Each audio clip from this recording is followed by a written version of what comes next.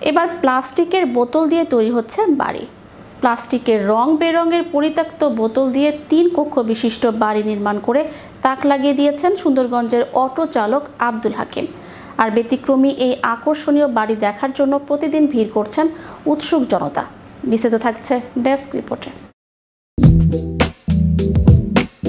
এবার প্লাস্টিকের বোতল দিয়েই তৈরি হচ্ছে বাড়ি। প্লাস্টিকের রং বেরঙের পরিত্যক্ত বোতল দিয়ে 3 কক্ষ বিশিষ্ট বাড়ি নির্মাণ করে তাক লাগিয়ে দিয়েছেন সুন্দরগঞ্জের অটো চালক আব্দুল হাকিম। আর ব্যতিক্রমী এই আকর্ষণীয় বাড়ি দেখার জন্য প্রতিদিন ভিড় করছেন উৎসুক জনতা। গাইবান্ধা সুন্দরগঞ্জ উপজেলার ছাপরহাটি ইউনিয়নের পশ্চিমা ছাপরহাটি খানপাড়ার প্রত্যন্ত গ্রামে নির্মাণ কাজ চলছে বাড়িটির। ছাদ ঢালাই সহ বাড়ির কাজ কিছুটা বাকি থাকলেও এরই মধ্যে এলাকায় আলোচনার কেন্দ্রবিন্দুতে পরিণত হয়েছে বাড়িটি।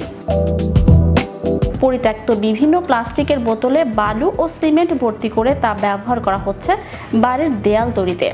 ইটের বদলে সারি সারি প্লাস্টিকের বোতলে সিমেন্টের গাঁথুনি দিয়ে নির্মাণ করা হচ্ছে এসব দেয়াল। শখ করে এলাকাবাসী বাড়িটির নাম দিয়েছে বোতল বাড়ি। প্রথম বোতল দিয়ে বাড়ি নির্মাণের এমন পদ্ধতি দেখে হাসি তামাশা করলেও এখন বাড়িটি নিয়ে গর্ব করছে স্থানীয়রা। এলাকাবাসী জানায়, বিভিন্ন জায়গা থেকে আব্দুল হাকিম পরিত্যক্ত বোতল সংগ্রহ করে বস্তায় ভরে অটোতে করে এনে মজুত করেন। জানতে চাইলে বলেন, বাড়ি বানাবো। প্রথমে এসব নিয়ে অনেক হাসি তামাশা হলেও এখন সত্যিই বাড়ি বানানো হয়েছে।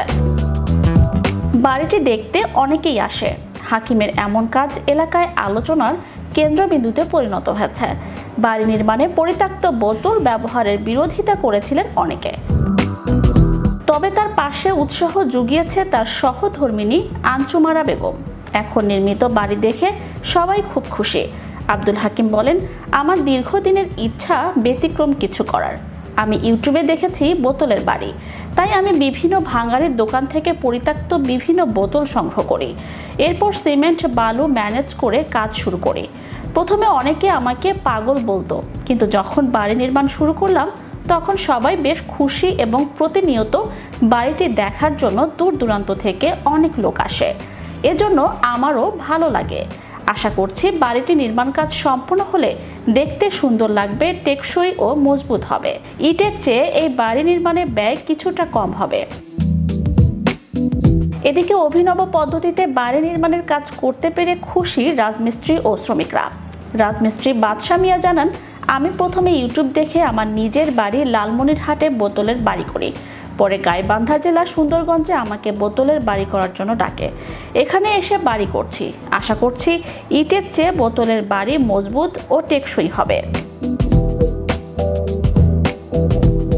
Channel Europe news desk.